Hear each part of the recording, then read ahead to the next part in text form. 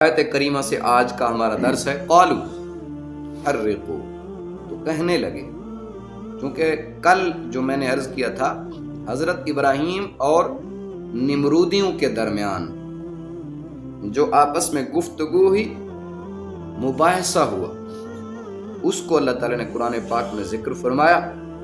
بھئی حضرت ابراہیم علیہ السلام نے ان کے بت توڑے اور حضرت ابراہیم کو لوگوں کے درمیان لایا گیا اور ان سے پوچھا گیا بھئی آپ نے توڑے ہیں؟ حضرت ابراہیم نے فرمایا کہ بھئی ان سے پوچھ لیجئے، بت سے جو بڑا کلہاڑا اٹھائے کھڑا ہے اس سے پوچھئے۔ انہوں نے جواب دیا وہ بولتے نہیں ہیں۔ تو یہاں تک بات ہماری پہنچی تھی۔ حضرت ابراہیم نے پھر انہیں کہا جو بولتے نہیں ہیں، نہ نقصان دے سکتے ہیں نہ نفع دے سکتے ہیں، عقل سے تو سوچو، ان کی مدد کرتے ہیں۔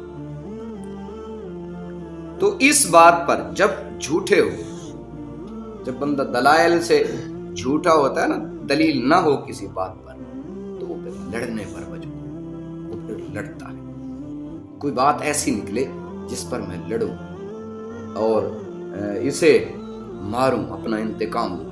حضرت ابراہیم علیہ السلام چونکہ اللہ کے نبی تھے تو مناظرے اور مباحثے میں تو کسی کی جرت ہی کیا جو ان سے بڑھ جائے، کسی کی جرت ہی کیا، ان کی زبان پر خدا جو وہ کہتے ہیں اللہ کا حکم۔ تو اللہ تعالیٰ کے نبی حضرت ابراہیم علیہ السلام نے جب ان کو لاجواب کیا، نمرودیوں کو، اس کی فوج کو اور نمرود کو، تو وہ پھر نا آپس میں مشورے کرنے لگے۔ اب اگر بات باہر نکل گئی تو بات زیادہ خطرناک ہوگی، ابراہیم کے ماننے والے زیادہ ہو جائیں، تو ایسا کریں قالوا حرقوا، اللہ اکبر، اسے جلا دیں۔ تو کہنے لگے حرقوہ، اسے جلاؤ، وانصروا آلہتکم، اپنے خداؤں کی مدد کرو۔ دیکھو اللہ کتنا، اللہ نے ہمیں صاف اور شفاف عقیدہ دیا ہے۔ اللہ نے آج تک تو ہماری مدد کی ہے، ہم نے اللہ کی کبھی، ہمارے اللہ کو، خدا کو، رب کو مدد کی ضرورت ہی نہیں۔ طاقتوں والا، ساری قدرتیں اسی کے پاس ہیں۔ کتنا کیسا جھوٹا عقیدہ ہے، اپنی خداؤں کے مدد کے لیے جا رہے ہیں، وہ اپنے رب دی مدد پہ کر دیں۔ جب یہ آیت کریمہ نازل ہوئی تو یہودی لوگ اللہ پر اعتراض کرنے لگے، اللہ پر اعتراض کیا بھی، کہتے تھے دیکھو اللہ ان کا غریب قرض مانگتا، نعوذ باللہ من ذالک۔ تو حضرت ابو بکر صدیق رضی اللہ تعالیٰ عنہ، وہ رات تھی تو وہ بات سن لی، یہودی یہ کہہ رہا ہے جی اللہ غریب نعوذ باللہ ہو گیا ہے، وہ قرض چاہتا ہے۔ تو اس کے جواب میں چونکہ اللہ کی گستاخی ہے تو حضرت ابو بکر صدیق رضی اللہ تعالیٰ عنہ نے اس کے منہ پر تھپڑ رسید کیا۔ اللہ کی گستاخی کرتا ہے، اللہ کو ایسا کہتا ہے۔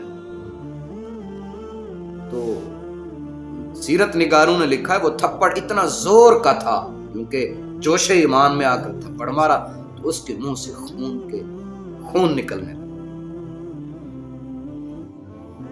تو وہ یہ معاملہ حضور کے ہاں آیا، بات مختصر کر رہا ہوں۔ حضور پاک صلی اللہ علیہ وسلم نے گواہ مانگے، یہودی چونکہ جھوٹے تھے، جھوٹ پر جھوٹ کرتے جا رہے تھے، گواہ بھی لائے اور کہنے لگے ہم نے تو یہ کہا ہی نہیں، ہم کیسے بولتے ہیں، خدا پر تو ہم بھی ایمان رکھتے ہیں۔ تو اس پر حضرت ابو بکر صدیق رضی اللہ تعالی عنہ ایسی شان والے ہیں، اللہ کرے ہمیں ان کی سچی گلا، اللہ کرے ہمیں قیامت والے دن ان کا قرب نصیب ہو۔ اللہ تعالی جو 70,000 بندہ بلا حساب کتاب ان کی وجہ سے بخشنا ہے، اللہ ہمیں ان میں شامل۔ تو گواہ تھے نہیں تو میرے کریم آقا، چونکہ یہ وہ عدالت ہے جہاں حق اور سچ کے فیصلے ہوتے ہیں، تو حضور کریم صلی اللہ علیہ وسلم نے حضرت ابو بکر صدیق سے کہا بھی لے آؤ گواہ تو تھے نہیں، چونکہ یہودی مکر گئے، ہم نے کہا نہیں، ہم ایسے لفظ کیوں بولے اللہ کے لیے۔ تو اس وقت دیکھا نا نبی پاک صلی اللہ علیہ وسلم گواہوں پر فیصلہ فرمائے گا تو حضرت ابوبکر صدیق پر گواہ نہیں تھے ان کے پاس، تو اللہ نے کلام پاک میں ان کے لیے گواہی کے لیے جبریل اتارا۔ صدیق تیری عظمت، اللہ تعالیٰ فرماتا ہے لقد سمع اللہ قول الذین قالوا ان اللہ فقیر ونحن اغنیاء۔ اللہ فرماتا ہے بے شک اللہ نے سنا ہے یہ کہہ رہے تھے، اللہ نعوذ باللہ ہم غنی ہیں۔ صدیق تیری عظمت پہ قربان ہے، جو تیری گواہی اللہ نے آسمان سے اتاری ہے، تو ازل سے سچا ہے، ابد تک سچا رہے گا، سچا ہے جو حضور کے قدموں میں آج بھی موجود ہے۔ جتنا بھی بڑا عاشق ہو حضور پر سلام پڑھنے کے لیے جائے نا، صدیق کو ضرور سلام کرے گا، عمر کو ضرور سلام کرے گا، جتنا بھی کوئی بڑا عاشق ہو، اتنی شان ہے صدیق۔ تو بات تھی یہ کہ وہ لوگ کہنے لگے اپنے خداؤں کی عبادت کیجیے، مدد کیجیے، اپنے خداؤں کی مدد کیجیے۔ اللہ فرماتا ہے یہ قرض کے بارے میں، یہ جو میں بات کی ہے قرض کے بارے میں، اللہ فرماتا ہے قرض حسنہ دو، میں اسے تمہیں ڈبل کر کے واپس کروں۔ من جاء بالحسنۃ فلہ عشر امثالها، عشر 10 گنا، 10 گنا بڑھا کر، وہ کہتے ہیں نا 10 گنا دنیا میں، 70 گنا آخرت میں، 70 گنا آخرت میں۔ تو اللہ تعالیٰ قرض، اللہ کو قرض نہیں چاہیے، اللہ اپنی مخلوق اس کو دو گے اللہ کے نام پر دو گے، دے اپنے پڑوسی کو رہے ہیں، اپنے بھائی کو دے رہے ہیں جو کمزور ہے، یہ قرض اللہ پر ہے، یہ قرض اللہ پر ہے۔ دیکھیے نا اس کا انداز، کیسے وہ اپنے بندوں کو اس کی خدمت کرواتا ہے، کیسے پھر بدلہ دیتا ہے۔ اللہ تعالیٰ ہمیں عمل کی توفیق عطا کرے۔ اپنی مخلوق کی خدمت کے لیے اللہ فرماتا ہے ان کی خدمت کرو، یہ میں رب پر قرض ہے۔ بات اس قرضے پر مجھے ایک اور بھی یاد آ گئی، قرض کر دیں جی۔ حضرت موسیٰ علیہ السلام کے پاس ایک شخص جو کھانے پینے کا تھا کچھ نہیں، ایک روز کا تھا تو دوسرے کا نہ تھا، تیسرے، تو اس نے ایک دن کہہ دیا حضرت موسیٰ سے، اللہ سے کہنا کوئی تو پر جو میری قسمت کی ساری زندگی کا ہے نا مجھے ایک مرتبہ دے دے، میں پھر کے نہیں مانگوں۔ تو اس کا ایک سمجھو پوری زندگی کا ایک بوری بنی، تو اللہ نے دے دیا۔ حضرت موسیٰ نے دعا مانگی اللہ سے، تو ایک بوری بنی پوری زندگی، تو وہ دے دی۔ حضرت اس شخص نے نا کیا کیا، جو وقت کا کھانا تھا وہ کھایا، باقی تقسیم کر دی غریبوں، یہ فلاں کا فلاں کا۔ تو اس طرح اللہ تو فرماتا ہے میں تو 10 گنا بڑھا کر دیتا ہوں، ایک بوری دی تھی، تھوڑا سا کھایا، باقی دے دی، اللہ نے 10 بوریاں دی۔ وہاں دیکھا حضرت موسیٰ کا گزر ہوا، دیکھا یہاں تو رس لگا ہوا ہے، دانے ہیں، امیر کبیر آدمی ہو گیا۔ تو اللہ سے پوچھا یہ کیا معاملہ؟ یہاں بھی اللہ کی رحمت دیکھی، کتنا رحیم ہے بے نیاز۔ اس کی مخلوق کی خدمت کرنے پر، بھائی تو میرا ہی ہے نا، پڑوسی تو میرا ہے، میری برادری کا ہے، لیکن اللہ فرماتا ہے تو اسے دے رہا ہے، میرے اوپر قرض ہے۔ تو اللہ سے پوچھا یا اللہ اس کی ایک بوری تھی، اب تو وہاں لینے لگی ہوئی ہے۔ تو اللہ نے فرمایا موسیٰ وہ مجھے قرض دیتا ہے، میں کسی کا قرض نہیں رکھتا، میں واپس کیے دیتا ہوں۔ اللہ قرض مانگتا ہے کس کے لیے؟ اپنی مخلوق کے لیے۔ اللہ پر دیتے اپنے مخلوق کو، اپنے بھائی کو دیتے ہو، لیکن قرض۔ مگر بات تھی کہ حضرت ابراہیم علیہ السلام کے لوگ کہنے لگے، نمرود نے فیصلہ سنایا اپنے خداؤں کی مدد کیجیے۔ الحمدللہ اللہ ہمارا ایسا ہماری مدد کرے، ایسا کریں اسے آگ میں جلائیں، اسے حرقو جلا دیں، ان کنتم فاعلین، جو اس نے عمل کیا، جو اس نے کہا۔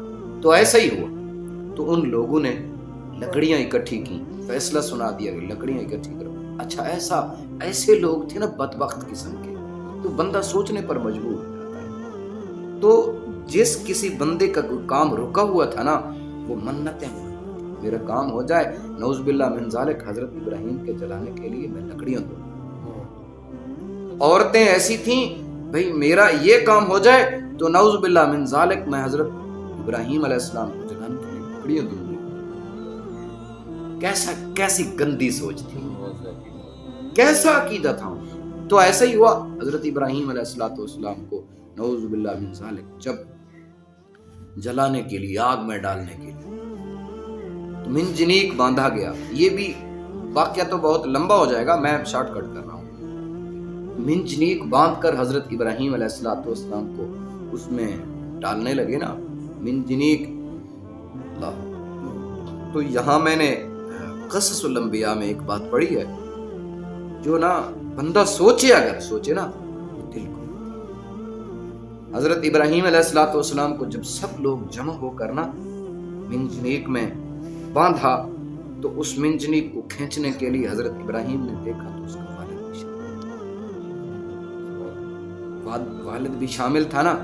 تو اس وقت حضرت ابراہیم علیہ السلام کی آہ آسمان پر گئی. الہی دیکھ لے تیرا نام لیا ہے اور روئے زمین پر کوئی نہیں میرا, سب مخالف, سب کوئی نہیں, صرف اکیلا تو ہے بچانے والا, تیری ذات ہے بے نیاز. تو اس وقت جتنے فرشتے آئے اللہ کے نبی نے سب رد کر دیے. میں اس کو پکار رہا ہوں جو دل کی پکار سنتا ہے, میں نے اس کو پکارا ہے جو دل کی آواز جانتا ہے. تو اس وقت اللہ کا حکم آیا قلنا یا نار کونی بردا وسلاما علی ابراہیم. تو اللہ نے فرمایا قلنا یا نار, اے آگ ٹھنڈی ہو جائے, اتنی بھی ٹھنڈی نہ ہو کہ میرے ابراہیم کو سردی لگے, بردوں و سلامن, سلامتی والی ہو جائے, سکون والی ہو جائے, علی ابراہیم.